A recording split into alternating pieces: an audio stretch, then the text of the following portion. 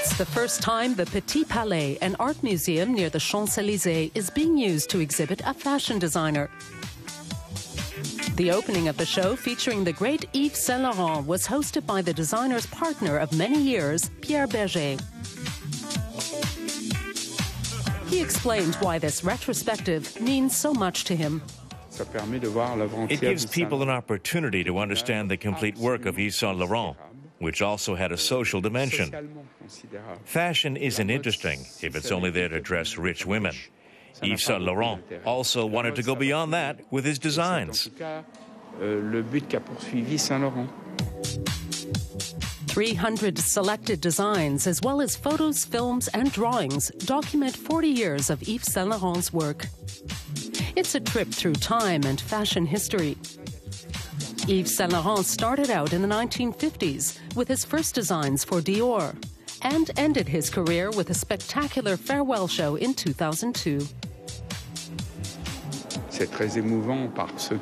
This is also very emotional for me. I see before me my entire life with Yves Saint Laurent. When I see the dresses that he made for Dior, I remember how we got to know each other back then. Pierre Berger and Yves Saint Laurent lived together for 50 years.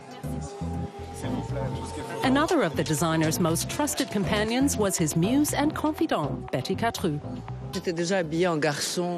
When I met Yves for the first time, I was already dressed like a boy. I wore jeans and pants, but he transformed my style into something wonderful.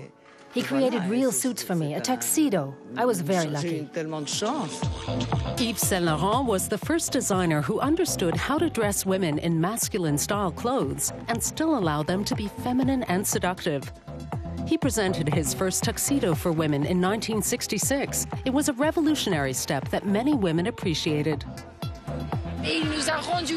Women like me who prefer to wear men's clothes were really happy with Yves Saint Laurent. I wore nothing but his creations for 20 years. Yves Saint Laurent produced many sensations, including his safari jacket, and thrilled admirers with creations inspired by Russian, African, and Chinese elements. He was also famous for designs that called to mind paintings by Piet Mondrian or Vincent van Gogh. One room is dedicated to the amazing colors that Yves Saint Laurent loved to use. He was an artist, but he always knew that fashion is more than art. He was an artist faced with a limitation, and that limitation was a woman's body. He always remembered that his creations had to be wearable.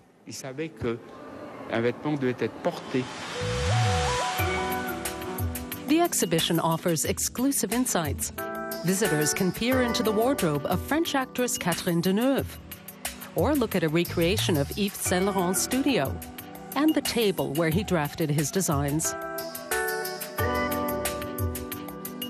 You can really imagine how Yves Saint Laurent sat at his desk and worked, and you can also see it in archive photos.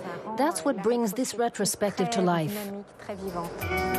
Admirers of Yves Saint Laurent include many established fashion designers like Jean-Paul Gaultier of France and Germany's Wolfgang Job. Both still see him as a role model and an inspiration. He had an incredible talent, a modernity and sensuality. But beyond that, he was able to combine feminine and masculine elements in a brilliant way. He was the master. What he did was ultra-modern, and it's still modern. You could say this man wrote fashion laws that will apply forever. The Yves Saint Laurent exhibit at the Petit Palais runs until the end of August. A unique opportunity to enter into the realms of a master designer and a step into the world of real haute couture.